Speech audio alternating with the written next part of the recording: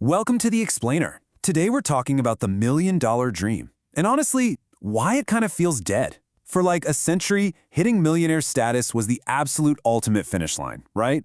But the ground has completely shifted beneath our feet. Let's get into it. So, picture this guy, John. He's sitting at his kitchen table, constantly refreshing his brokerage account.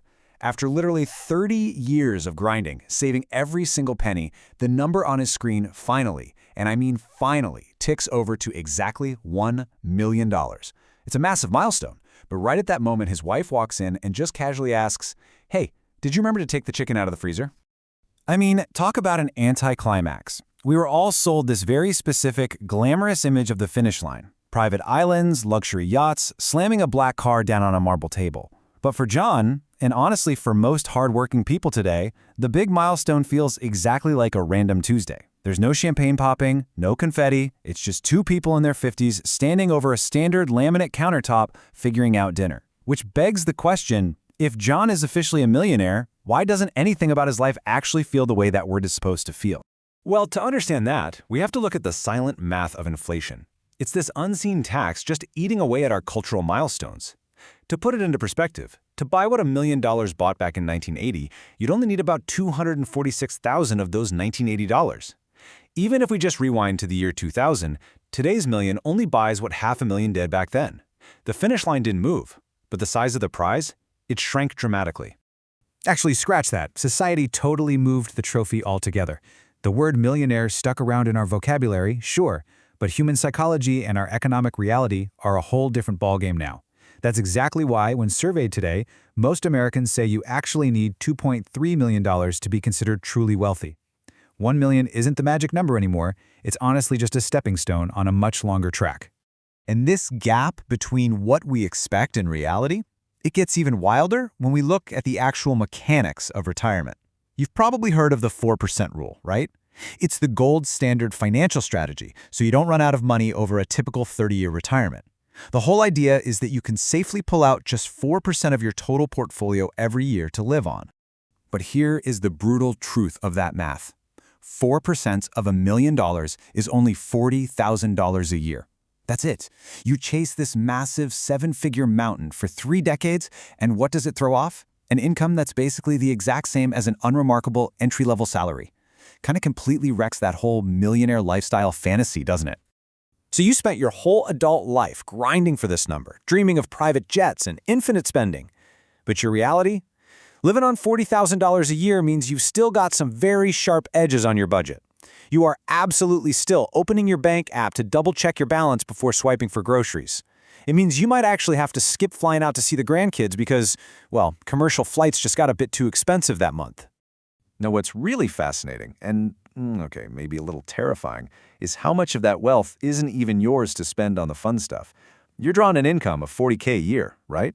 But current estimates show that an average 65-year-old retired couple is going to drop around $345,000 just on out-of-pocket healthcare costs. A massive chunk of that $1 million dream was never fully yours to begin with. It literally came with a giant medical bill permanently superglued to it. And honestly, the friction doesn't stop there. Here is the massive trap almost nobody warns you about. Being a millionaire on paper versus actually holding $1 million in spendable cash are two entirely different universes. For most everyday Americans who hit this milestone, all that net worth is totally locked up. It's sitting in home equity, which you can't exactly spend at the grocery store, or it's trapped in pre-tax accounts like a 401k.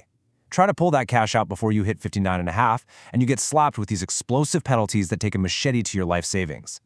To really grasp how much our houses are propping up this whole illusion of wealth, we just need to look at the national stats. The median household net worth in the U.S. sits right around $193,000. But if you strip away the unspendable roof over their heads, that net worth completely collapses down to just $58,000.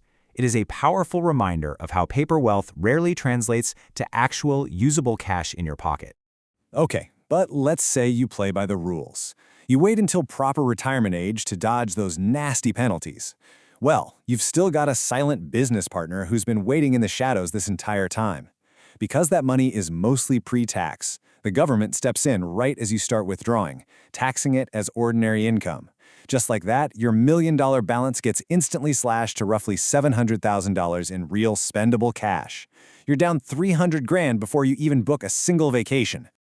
But hey, don't let this get you down. This isn't a tragedy, it's just a crucial reality check. Because the research shows us something pretty amazing.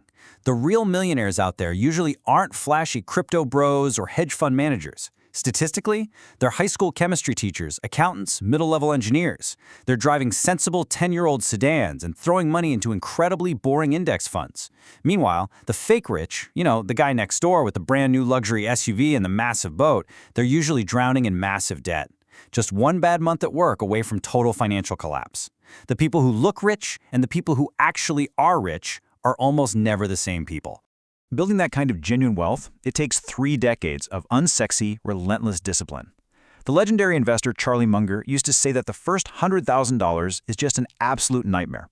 It literally feels like pushing a huge boulder up a steep hill with your bare hands, because your money only grows from what you violently shovel into it. But eventually, the pile gets big enough, and the absolute magic of compounding takes over. The hill levels out, and that boulder just starts rolling entirely on its own. So, what does this all mean? Does the math prove that hitting $1 million is pointless? Absolutely not. No way.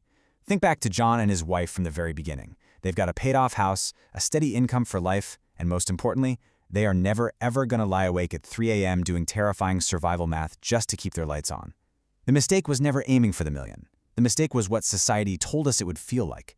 We were expecting this crazy, dazzling fireworks show, but what we actually got was something so much better. We got quiet freedom. And realizing that peace of mind is the ultimate prize, that changes the whole game. If we wrap up this explainer, I really want to leave you with this final thought. Are you sitting around waiting for some giant financial fireworks explosion that might never even happen? Or are you ready to embrace the quiet, unsexy reality of true freedom? Don't miss out on the incredible peace of real financial independence just because you bought into a Hollywood movie ending. Thanks so much for hanging out with me today to unpack this, and I genuinely hope this shifts how you look at your own finish line.